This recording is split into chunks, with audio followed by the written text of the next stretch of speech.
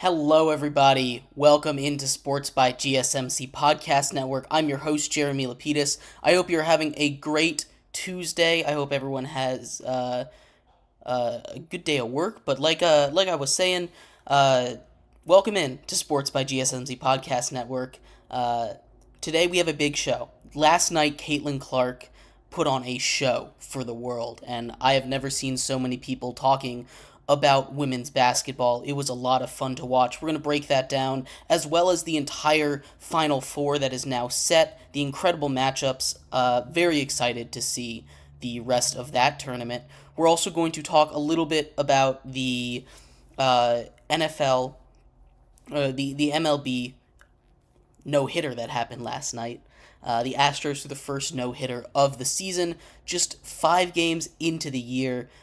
Lots of historic stuff happened there. We'll break all of that down in our second segment. In our third segment, we're going to go into the NFL, talk a little bit about who I think is going to have a better bounce-back season of the second-year quarterbacks, whether that be Bryce Young or Will Levis or any of these guys. Will break down some of these younger quarterbacks heading into their second year and what they're looking at improving. And then our fourth and final segment, we are going to talk a little bit about the NHL playoffs. That season is coming down the stretch. There's a lot of really tight playoff races, especially out there in the East with that final wild card spot. So we'll break all of that down and more here on Sports by GSMC Podcast Network today. But before we do, remember that if you would like to be an even bigger part of the show than you already are, all you need to do is go to gsmcpodcast.net. Leave a tip or donation with a message in it. We'll have a little discussion about what you had to say. That message will pop up on the bottom of the screen there for you, me, and everybody else to see it. We appreciate anything that you do give. Once again, that link to leave a tip or donation is gsmcpodcast.net. But like I was saying, the big story of last night, and that we're going to talk about on our show today, is Caitlin Clark. Caitlin Clark absolutely cooks LSU.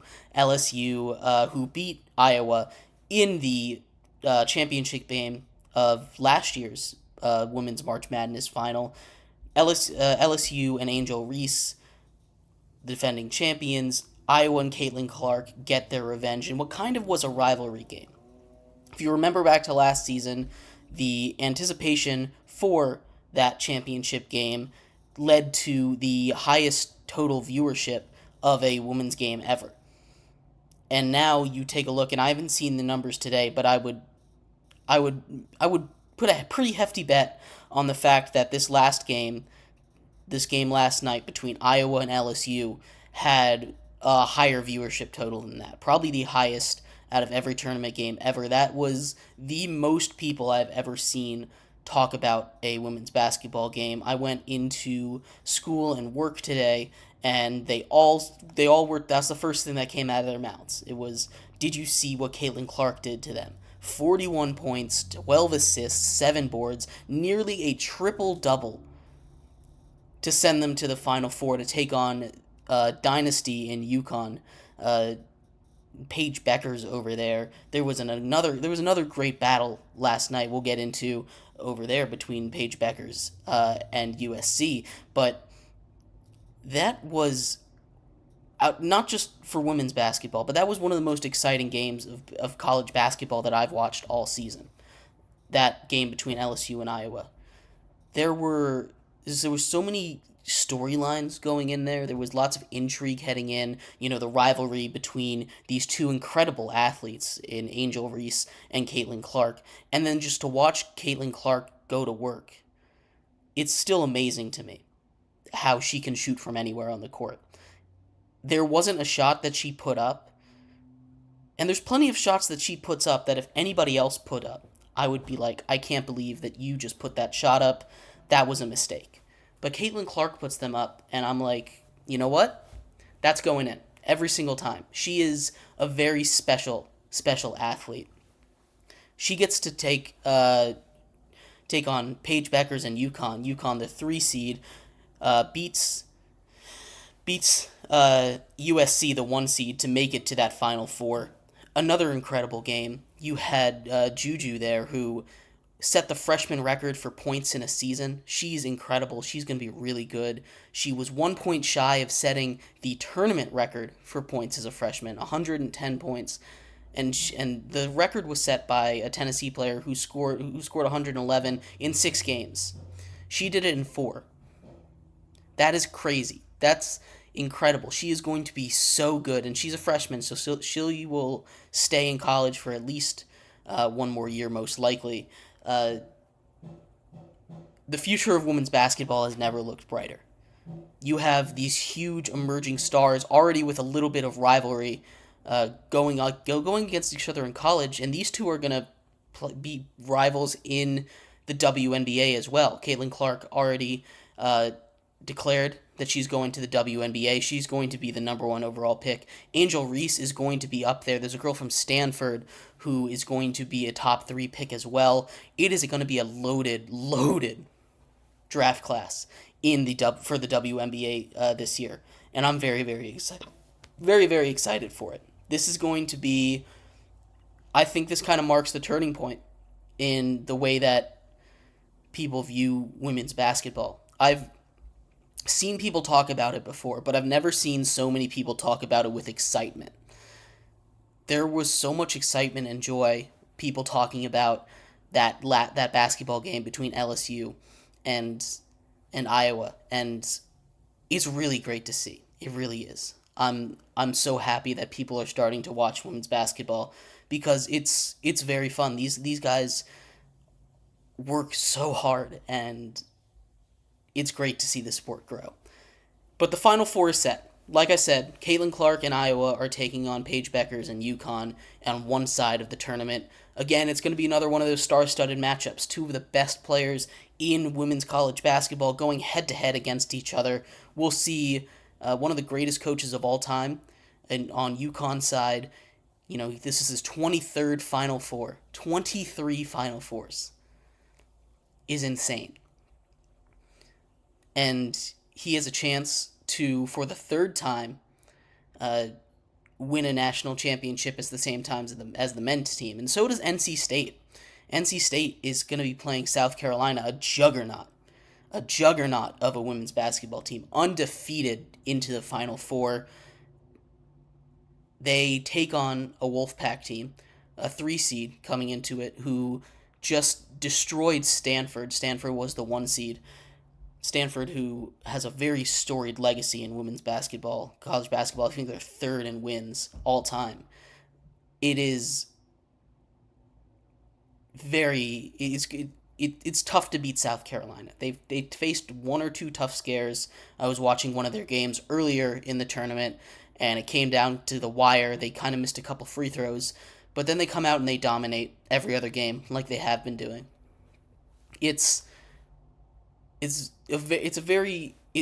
kind of mirrors the men's side in a sense, where you have a dominant team, UConn and South Carolina in this case, and then you on the other side you have Darling, a team that I know it's a Cinderella run in the men's side with NC State, but a team that everybody's rooting for in NC State and Iowa on the other side, facing off against a team that's just been good for a very long time, Purdue and UConn for the men and the women there.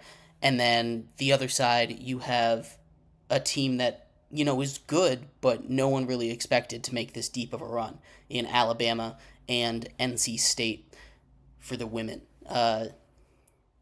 It kind of mirrors each other very well, and I'm very excited for these Final Fours. I think that these games are going to be amazing. I'm very excited for that DJ Burns Zach Edey matchup, and I'm very excited for that Caitlin Clark Paige Beckers matchup as well.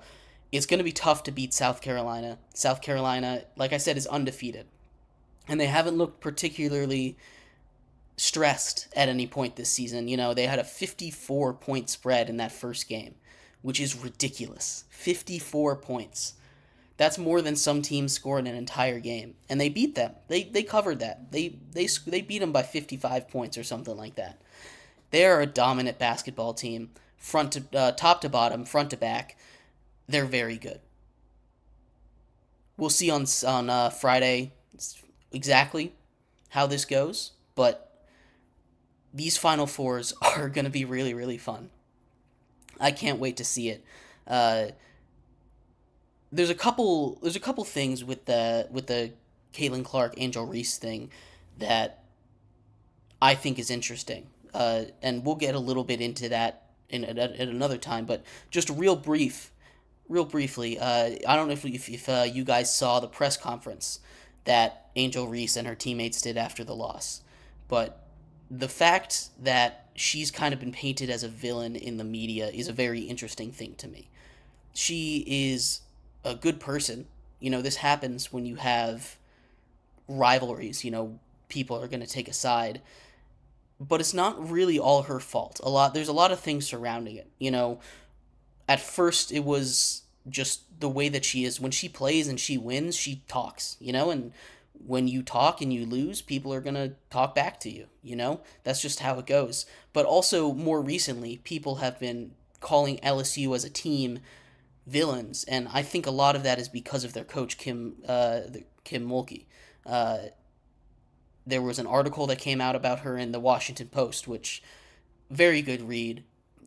She's not a very good person, but she's the coach there, she's the face of it, and Angel Reese kind of takes a lot of blowback just because she's on that team. And I kind of feel bad for her, but we'll break all of that down in a show tomorrow. I want to talk a little bit more about that. I want to get a whole segment on that. But anyway, in our next segment coming up, we're going to transition out of the NCAA, move into the MLB. There was a no-hitter last night, the first one of the season. April Fool's no-hitter. Very early in the season, in fact, the earliest ever. But we'll break all that along with some of the major storylines that have been happening in baseball over the first week-ish of the season. Stick around. We'll be right back on Sports by GSMC Podcast Network. I feel like I'm losing my mind. Is everybody in the world blind? Please, Lord, give me a sign, a sign. I feel like I'm losing my mind. Is everybody in the world blind? Please, Lord, give me a sign, a sign. I wanna be the greatest. Everybody on the fake shit. I look around and feel like everybody is the fakest. I make this every day and I'm impatient. Hoping one day I blow up from the basement. Statement, the top is so vacant. I don't hear shit that I think is amazing. Waiting for my day when I'm playing. Sold out shows for 1,000 faces. Hey, give me that crown. Get in my way and to be put down. It ain't replaced, all this my town. If I want that shit, then I'll get it right now. I'm losing it, the news it fits. I'm losing shit, a stupid myth. You choose to live or choose to dip. You choose to fight or lose your grip and lose a gift. Oh. I feel like I'm losing my mind. Is everybody in the world blind? Please, Lord, give me a sign, a sign. I feel like I'm losing my mind. Is everybody in the world blind?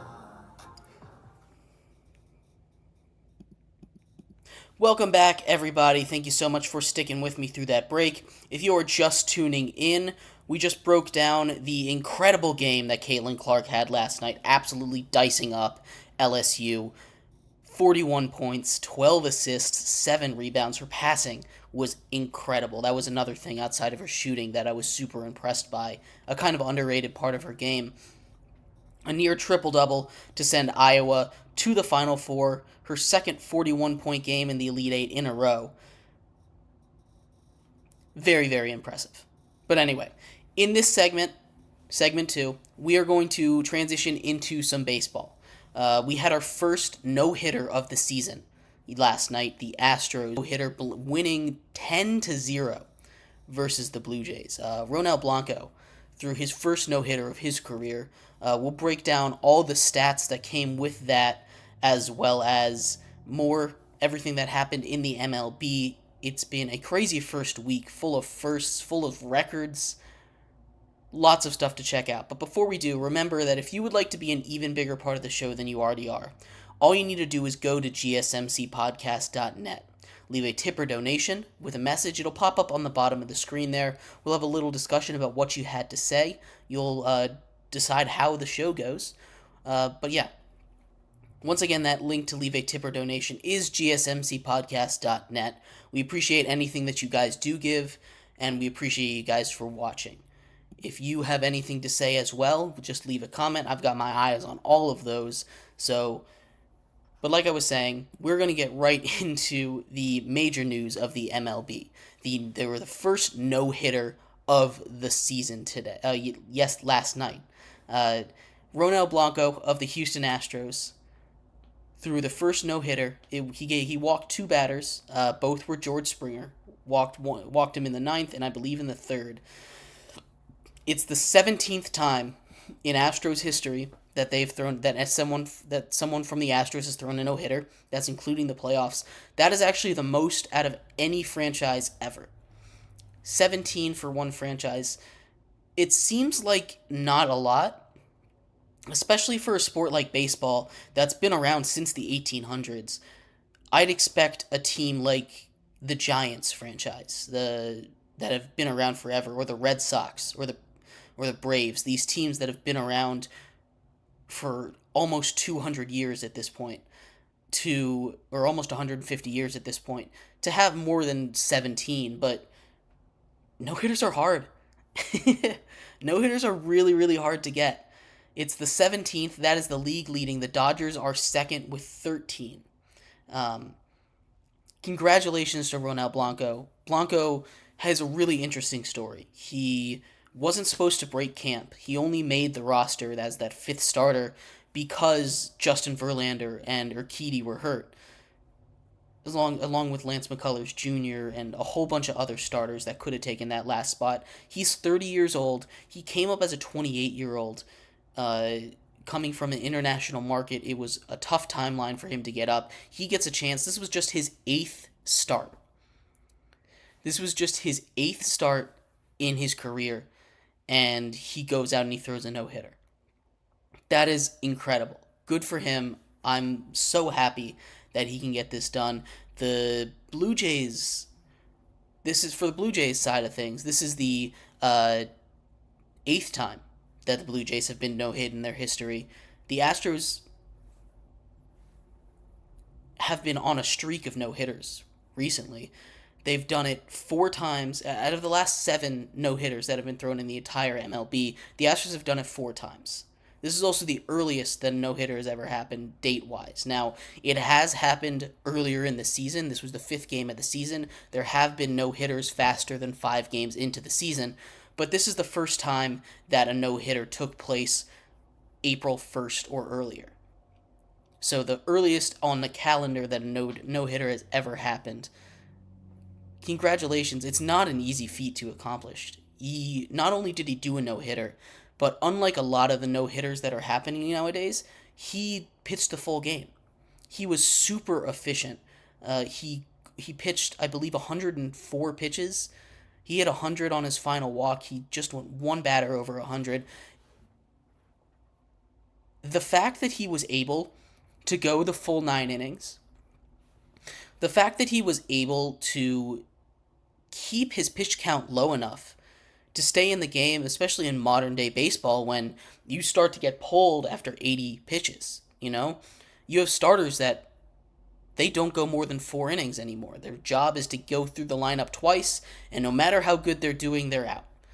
You see teams like the Dodgers do this all the time. I know there was a situation early last season with Clayton Kershaw where he was pitching a perfect game in Minnesota, and they pulled him.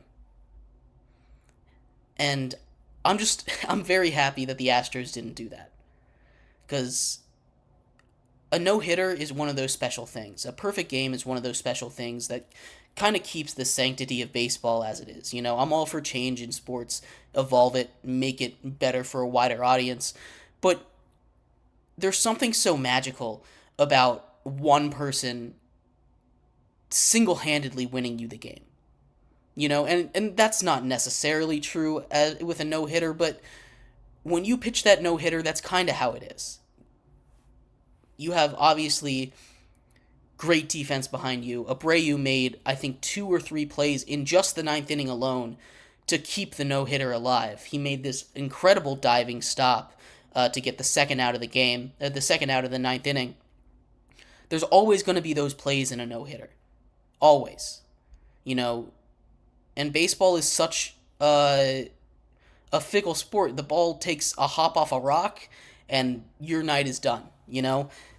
It's such a rare thing to happen. And when it does happen, and when you have a guy that this really early into his career is able to get this milestone, this feat that most pitchers don't do. Some of the greatest pitchers of all time don't have this. Don't have a no-hitter under their belt. It's so tough, especially a complete game no-hitter. That is so tough. Steven Strasburg, when he was healthy, was one of the best pitchers in the league. He won a World Series MVP. He doesn't have a no-hitter. Now, his career was cut short by injury, so maybe he's not a Hall of Famer, but that's the first name that came to my mind as a Nats fan.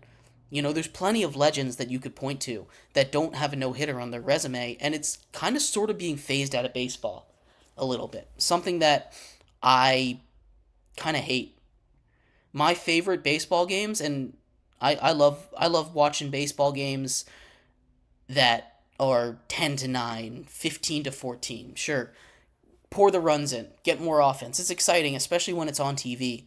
But if you're in the stadium and you have a pitcher's duel going, or you're at a hockey arena and you have a goalie battle going, oh my god. Those are the most intense experiences you can have as a sports fan. I was working a baseball game. It's not MLB. I was the official scorekeeper for the Harrisonburg Turks in the Valley Baseball League last summer. And I was lucky enough to witness a combined no-hitter. And when it was getting down to that point, I'd never heard of the Harrisonburg Turks before, but in that moment I became a fan. I had been working for them all summer. I'm working for them again this summer as the scorekeeper for their home games. So I didn't really have an attachment to them, but watching the intensity of that moment, it wasn't a particularly packed stadium, but seeing that culmination of all the hard work, how much effort it takes, and how, like I said, how easily it can be taken away. That no-hitter, watching that live, was one of my favorite experiences as a sports fan. And it was a combined no-hitter, so wasn't quite the same as watching one pitcher go the whole way, but that is a special experience. As much as it would suck to watch my team get no hit, it's a special experience. You don't get to see that every day. This is a super rare occurrence. Like I said, 17. That was the 17th one by the Astros. That's the most by any team. Baseball is a sport that's been around since like 1870s or something like that. It's been like 150 years. It's such a rare occurrence, and it's so cool to see this happen. Congratulations to Ronel Blanco. He deserves all the praise in the world. No-hitters are hard. You're playing against then the Blue Jays aren't a bad team. It's not like he did it against the Astros. It's not like he did it against the Rockies. It's not like he did it against the Angels. It's not like he did it against the Nationals. He did it against a team that is in playoff contention, a team that has the cover athlete of MLB The Show in Vladimir Guerrero Jr. They have Bo Bichette. They have Alejandro Kirk. This is not a bad team. It's super duper impressive. I always love these pitching battles. It's my favorite because the intensity is there, and it's so hard to get that genuine intensity that, oh my god, I'm locked into this game. I can't take my eyes off of it. And I know it's not the same for everyone, but watching these pitchers work, when it's really like one man against the world, and see them do it successfully, it's one of those things that really brings me back to when I was a kid watching sports for the first time, falling in love with it all over again. It is a beautiful thing. I love no-hitters. I love pitcher duels. It's awesome. Anyway, I went off on a whole nother tangent there. But great night for baseball. there has been a lot of crazy stuff going on in the MLB. Juan Soto with the Yankees. Juan Soto has been huge for the Yankees. In the first 4 games, they swept the Astros. The Astros won their this no hitter was their first win of the season. That's the first time that's ever happened. They also have a new manager. First win of his career is a no hitter. Also, the first time that has happened. There's so many firsts with this situation, but Juan Soto has been awesome. In New York, the Yankees, I don't remember if they won last night. I fell asleep before that game ended, but what Juan Soto did in that series against the Astros, he made the winning play in all 4 of those games. He threw out a runner in the first game. He drew a clutch walk in the last game. He is so good. I love Juan Soto, and it seems like New York is accepting him already, which is great because he is so good. He's so good at baseball.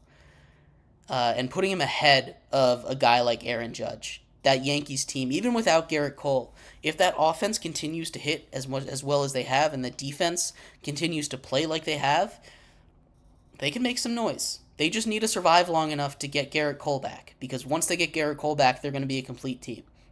Garrett Cole is out for a while, but we'll keep an eye on all of that. Anyway, in our next segment, we are going to transition out of the MLB.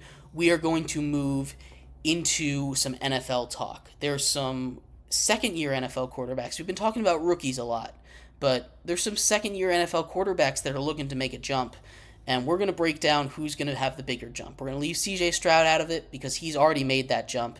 We're talking about Will Levis, Bryce Young, those guys like that could make a jump in their second year, now being the bona fide starter in Will Levis's case, and hopefully having stability with Bryce Young.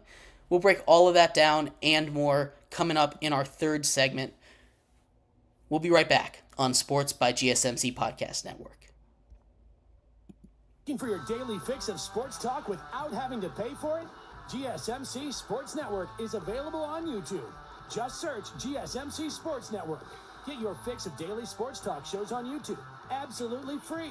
NFL, college football, NBA, MLB, MMA, UFC, fantasy football, and so much more.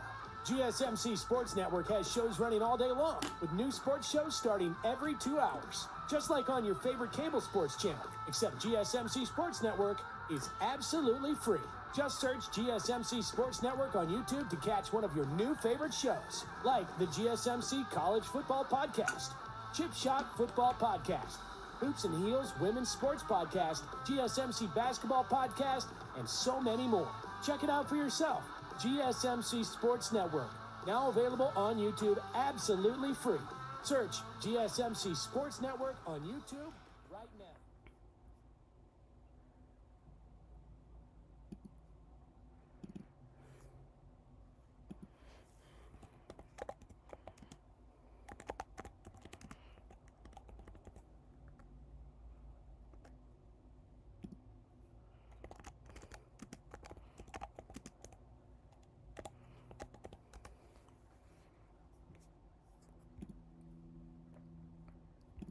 Welcome back, everybody. Thank you so much for sticking with me through that break. If you are just tuning in, we've talked about a lot today. We talked about Caitlin Clark and her incredible performance, defeating LSU in the Elite Eight to move on to the Final Four for the second year in a row, putting up 41 points in the Elite Eight game. She almost had a triple-double in that game. It was incredible to watch. So much growth for that sport. I haven't seen so many people talking positively about women's basketball ever before. So very excited for that. Excited to see what the rest of those Final Four and championship games draw off numbers-wise. In their second segment, we talked about the no-hitter that happened last night. The Astros threw their 17th no-hitter as a franchise. First no-hitter for Ronel Blanco. Magical night. We love no-hitters. But in this third segment here, we're going to transition into the NFL. We're going to talk about some second-year quarterbacks that might be looking to make a jump. Who's going to make the bigger jump? Who's going to be the breakout second-year quarterback? We're leaving CJ Stroud out of this. So before I get too far into this, we're not talking about CJ Stroud. CJ Stroud has cemented himself as an elite NFL quarterback. He is not going to be as part of this conversation. So for those, while I'm trying to discuss who's going to be the best second-year quarterback, saying CJ Stroud does not count. This is best second-year quarterback, not including CJ Stroud, because that just wouldn't be a very good conversation now, would it? But we are going to break down two guys that I think two guys that are going to be competing for it, I think, and Will Levis and Bryce Young. Two guys who are starters, kind of have brand new situations. They both have new head coaches, both have new weapons. It's going to be very interesting. We're going to break all that down. But before we do, remember that if you would like to be an even bigger part of the show than you already are, all you need to do is go to gsmcpodcast.net. Leave a tip or donation with a message in it. That message will pop up on the bottom of the screen here. We'll have a little discussion about what you had to say. You can control the content of the show through your tips and donations. So if there's a burning question you want to ask me and you want me to get to it, talk a little bit about it here on the show, all you need to do is go to gsmcpodcast.net and leave a tip or donation. Once again, that link is gsmcpodcast.net. But like I was saying, we are going to talk a little bit about who's going to have the bigger year two jump. Will Levis or Bryce Young? And taking a look at their stats from last season, Will Levis, he didn't start the full season. He threw for 1,800 yards, 8 touchdowns, 4 interceptions. Bryce Young did start the full season. He threw for 2,800 yards, 11 touchdowns, and 10 interceptions. Quarterback rating is probably the best way to compare them. Bryce Young had a 73.7, and Will Levis had an 84.2 quarterback rating. Takes a little bit of the missing game sample size out of that right there. But both of these teams have added in the offseason. Both of them have added at receiver. Both of them have done a really good job adding at the offensive line. Both of them have brought in new head coaches. And these guys now basically get to hit the restart button. They get to throw their rookie season into the trash and say, hey, we're going to try again. This one's for real. And I think Bryce Young needs that bad. There's been lots of stories coming out about Bryce Young, or I guess the situation surrounding Bryce Young, saying stuff like they did a whole install, and then 2 days before the season started, after preseason is over, they said, you know what? All that work we did with our rookie quarterback, teaching him a new offense, getting him ready for the season. Let's change that. Get that out of here. We're going to do something else. It's a great recipe for success, don't you think? Throw everything that you've worked on out the window, start scrap. Probably shows why the Panthers were the worst team in the league this year. But now they get a new head coach. Dave Canales, brought in from the Bucks. Quarterback whisperer, some are calling him. He had a resurgence with Geno Smith. He had a resurgent Baker Mayfield. What can he do with Bryce Young? Very, very excited to see how this goes. But there are also some weapons that they brought in. Like I said, they both really did it. Both of these teams, the Titans and the Panthers, focused on improving their offensive line, and they did a really good job because both of those teams were kind of in similar situations. They both got new head coaches. They both have second-year quarterbacks now. They both just did not really have much of an offense or a defense last season, and they've done a really good job of shoring that up. Tennessee has made a lot of moves. They've had a really nice offseason. They brought in Calvin Ridley to be that wide receiver 1B, 1A with DeAndre Hopkins. I'm not sure exactly who's going to get that wide receiver 1 role, but there is a lot to look forward to in that offense. They did lose Derrick Henry. That's going to be a big loss, but when you're redesigning it, the way that it was under Mike Vrabel, the Titans were run-heavy play action, kind of suited not really to Will Levis's game. I think that this new coaching staff has an opportunity with a young quarterback in Will Levis that really showed some promise. you remember back to that Dolphins game, he led a comeback against a solid Miami defense. Now, it was injured, but it's a solid Miami defense nonetheless. He leads a comeback, one of the best comebacks of the whole season, in a game that the Dolphins desperately needed to win, so that they could, not go to Kansas City in round one of the playoffs like they did. But Will Levis was able to lead that drive, shows a lot of promise. Bryce Young, on the other hand, he was in a worse situation, like just downright a worse situation in Carolina. It wasn't the kind of place that anyone could reasonably succeed in. You might be able to throw Patrick Mahomes in there, and he might be able to succeed. But when your number one weapon is a geriatric Adam Thielen, who had a really good season last year, but he is gone now, and the offensive line is just sticks waiting to get pushed over, it's a mess. They have revamped that offensive line, which number one priority on the offense. And then they went out and they got Deontay Johnson, a really good separator at wide receiver, for kind of a bag of chips. It's a great trade by them. Gave away a corner that probably wasn't even going to make the roster, and get a wide receiver one to go opposite whoever they want. They don't have a first round pick, but they do have that 2-1, the first pick in the second round, and they can do a lot of things with that. There's still going to be a lot of good wide receiver talent. You're not getting that top tier, that Marvin Harrison, that Rome Odunze, that Malik Neighbors, but they do have a chance to go get another guy.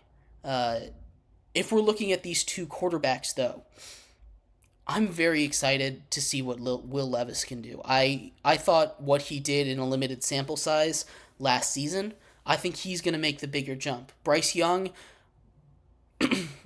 I think he will improve. I think we're going to see why he was touted as a number one overall pick. I don't think he's going to quite live up to that number one overall pick. I don't think he's going to be better than CJ Stroud, for instance. But I do think he can be the kind of quarterback that I'm not trying to make a comparison to how he plays, but the kind of quarterback that Baker Mayfield is, the kind of quarterback that will win you games, but not the guy that you're like, oh, I want to give you all my money. I want you to be my franchise guy. He's going to be kind of that limbo quarterback, better than average, better than most, but not like we need to back the Brink trucks up to keep you kind of guy. Will Levis, on the other hand, I think he flashed his potential a lot. Now, he did have better weapons. A lot of times he was just kind of saying screw it and throwing it up to DeAndre Hopkins down the field, which is not a bad decision when you have DeAndre Hopkins, but you can't be doing that. And there's a reason that he had a 2-to-1 touchdown to interception ratio. He holds the ball for way too long, and that's a big weakness. That's something that can be fixed. But that's going to be the big thing that I need to see out of Will Levis. Bryce Young, he needs a better supporting cast. He got it. I just don't think he has that elite talent that a guy like Will Levis might be able to show. I do think Bryce Young is going to have a higher floor, but a lower ceiling, basically. Will Levis could barrel out. He might never learn how to make a decision quick. And that's the biggest factor. If he can learn to make those decisions in 3 seconds instead of holding it for 5, he is going to be a much, much better quarterback than he was last season. He just needs to get that. That just comes down to coaching. How comfortable you are with the playbook, how comfortable you are with your receivers, and bringing a guy like Calvin Ridley in to take some distraction away from DeAndre Hopkins, so it's not just Nick Westbrook-Ikine on the other side. It should help. I think Will Levis is going to make a bigger jump in year 2 than Bryce Young is, but again, that's not to say anything bad on Bryce Young. I believe Bryce Young can still be a very good quarterback in this league. I think he can be a quarterback that leads the Panthers to the playoffs. Maybe not next season. They still have a lot of holes a lot of holes. But he can be very good. We've seen what he can be, at Alabama. He showed some flashes. That Packers game, he played really, really well. So it's not like there's no reason to believe that Bryce Young can't win a game. Because he can. I've seen it. They didn't end up winning that game, but I've seen him march down the field, get them into that position to get these game-winning drives. He's shown potential there against the Packers, but I'm very excited for both of these young guys in the next season coming up. I think both of them can be very good. I think both of them have a shot to be have a shot to jump into that franchise quarterback tier. Not the elite quarterback tier, but the franchise quarterback tier. I do think Will Levis is more likely to make that jump in year 2 than Bryce Young is, because I just think he's a better supporting cast around him, and I still don't trust David Tepper and the Panthers front office. If you switched Bryce Young and Will Levis on opposite teams, I think Bryce Young would have succeeded last year. I really do. Will Levis on the Panthers is just not something that would work. Period, point blank. It would not work. He wouldn't even get the chance to start in year 2. So I think Young is a more stable quarterback. But with Will Levis's arm talent, he can be better. So I think Levis is going to make that jump. He just needs to make quicker, better decisions, and having those elite weapons on the outside should help with that. But anyway, in our next segment, we're going to transition out of the NFL, talk a little bit about hockey. We don't talk a lot about hockey here on this show, because I know a lot of you guys aren't as big into hockey, but love hockey or not, you have to admit the hockey playoffs are some of the most entertaining playoffs in all of American sports. Anything can happen. So many upsets. It's always wild. It's at the same stage as the NBA. The playoff races are heating up right now. So we are going to get into some of the more interesting races coming up next in our 4th and final segment. Stick around. We'll be right back on Sports by GSMC Podcast Network.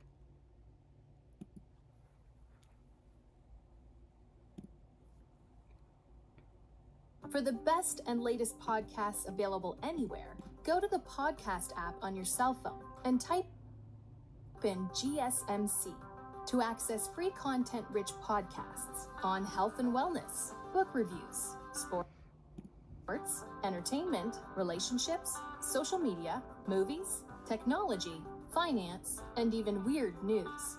Subscribe and download the GSMC Podcast Network's family of shows, available everywhere podcasts are found.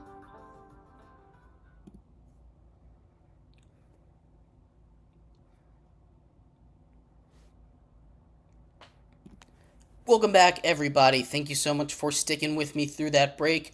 If you are just tuning in, we just finished covering in segment 3 the year 2 quarterbacks that might take a step up. We're not talking about CJ Stroud. He's already taken that step in year 1.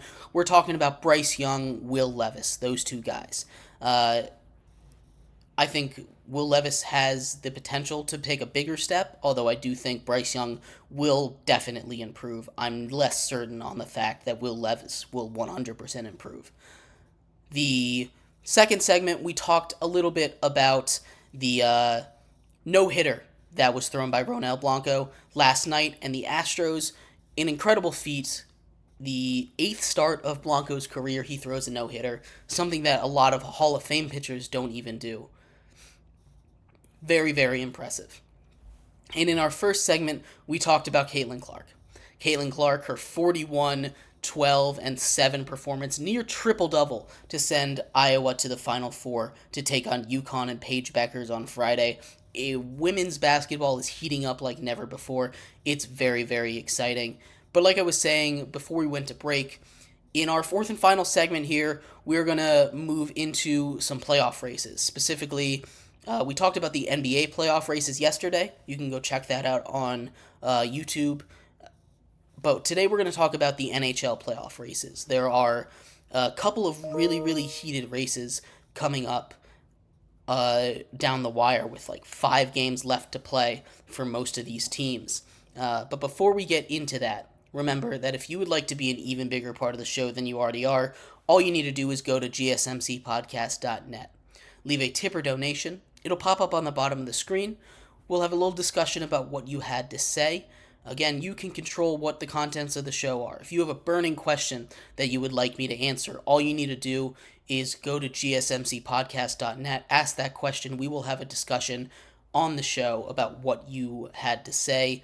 Once again, that link to leave a tip or donation is gsmcpodcast.net. We appreciate anything and everything that you guys do give.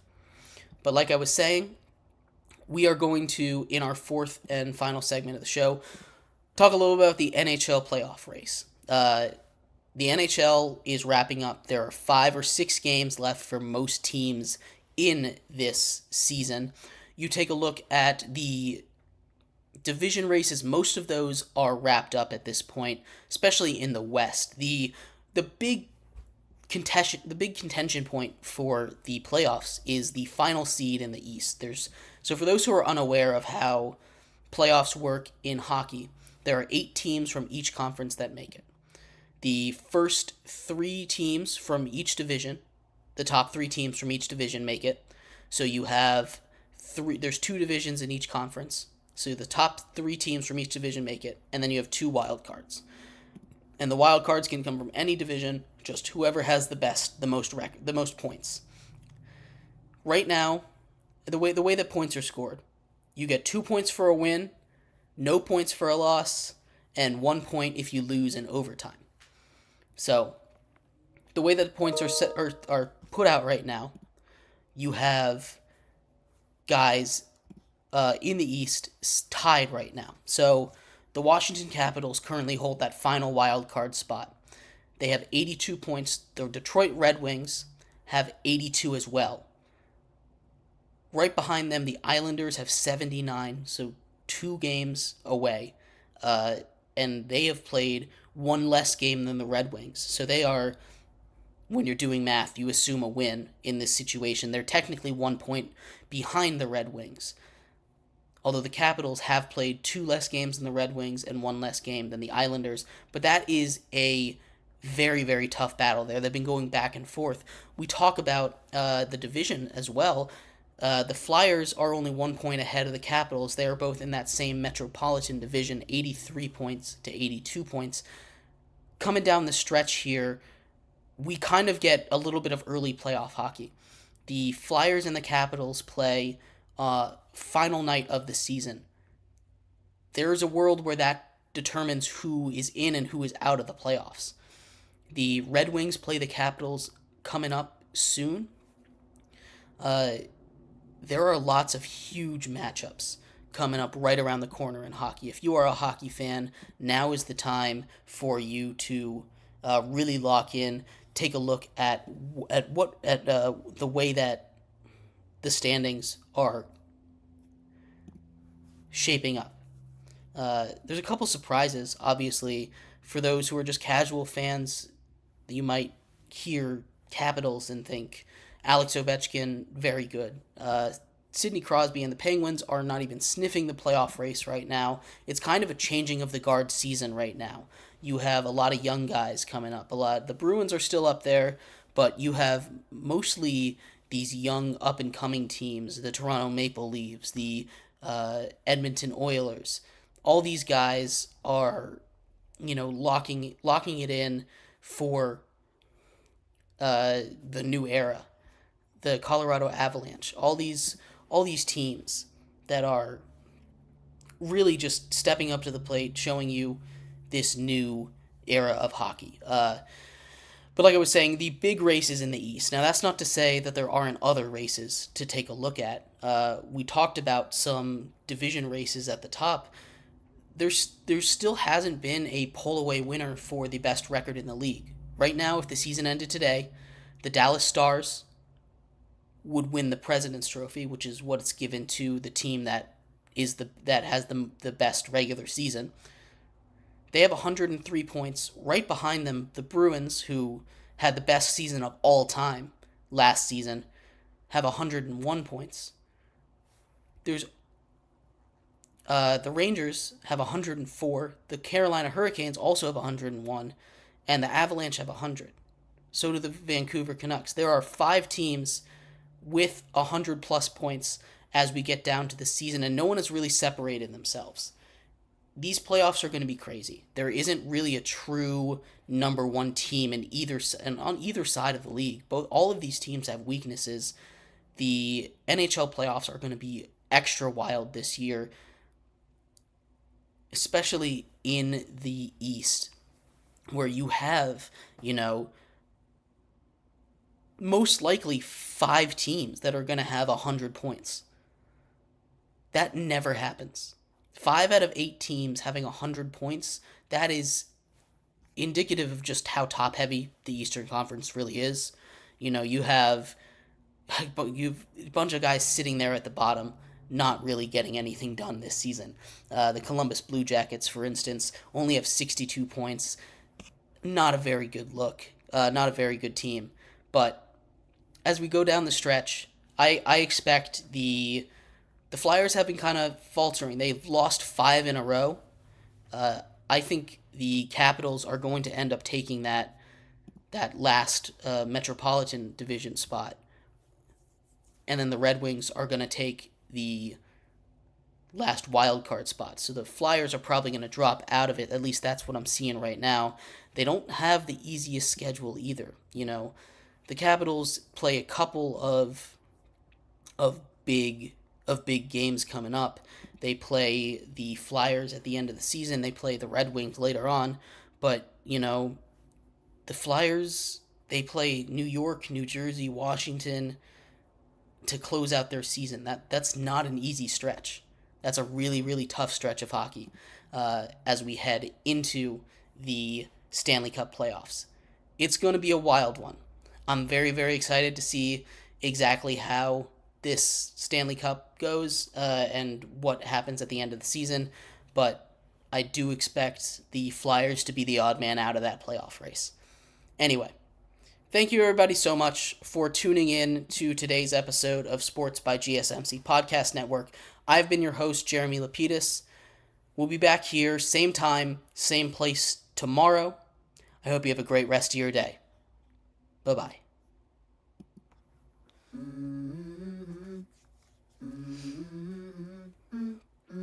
Let's go. I wake up to a little bit of drool on my pillow, feel like it's gonna be a bad day. Yeah, I'm tired of shit, and the coffee ain't hit yet, damn, ain't that great.